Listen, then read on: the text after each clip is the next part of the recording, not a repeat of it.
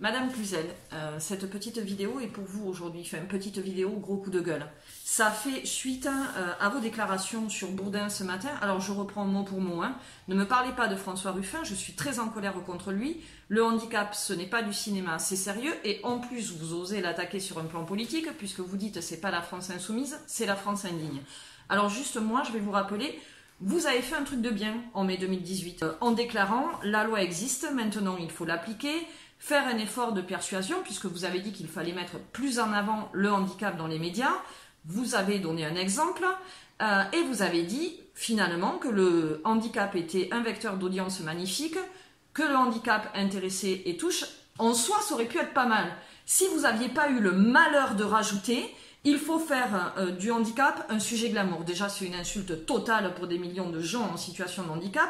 Et ce que vous reprochez à Ruffin, c'est-à-dire faire du théâtre et se servir de la cause des personnes handicapées, vous le faites vous-même quelques mois auparavant. Donc, à un moment donné, j'ai envie de vous dire, ça suffit.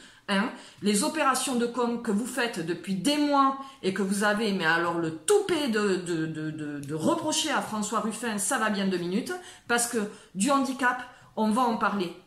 Et François Ruffin, moi je lui tire un chapeau sur ce coup de gueule. Il a emmené à l'hémicycle la voix de millions de personnes en situation de handicap. Il a bossé avec eux, il les a entendus, et j'ai surtout envie de vous dire que c'est pas parce que on n'a pas dans une famille ou c'est pas parce qu'on n'a pas un ami en situation de handicap qu'on n'a pas la légitimité de le porter. Il faut arrêter avec ce discours sur la politique du gouvernement d'Emmanuel Macron dont vous faites partie. Les AESH, AVS, enfin les personnes qui accompagnent les enfants en situation de handicap, dans les faits, ces effectifs ont baissé.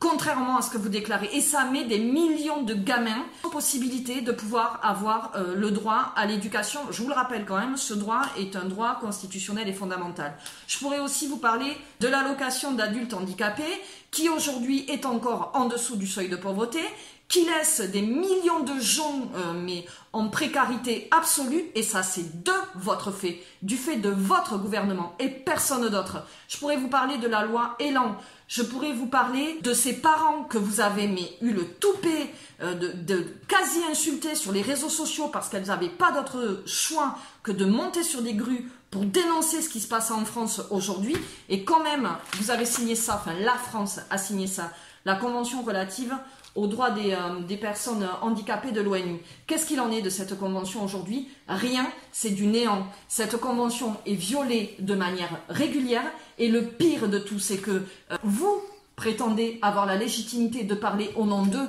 mais ce que vous n'avez pas compris, c'est que parler au nom d'eux, c'est nier la citoyenneté pleine et entière des personnes en situation de handicap qui n'attendent qu'une chose, c'est que vous arrêtiez de parler à leur place et que vous leur laissiez enfin le droit à la parole.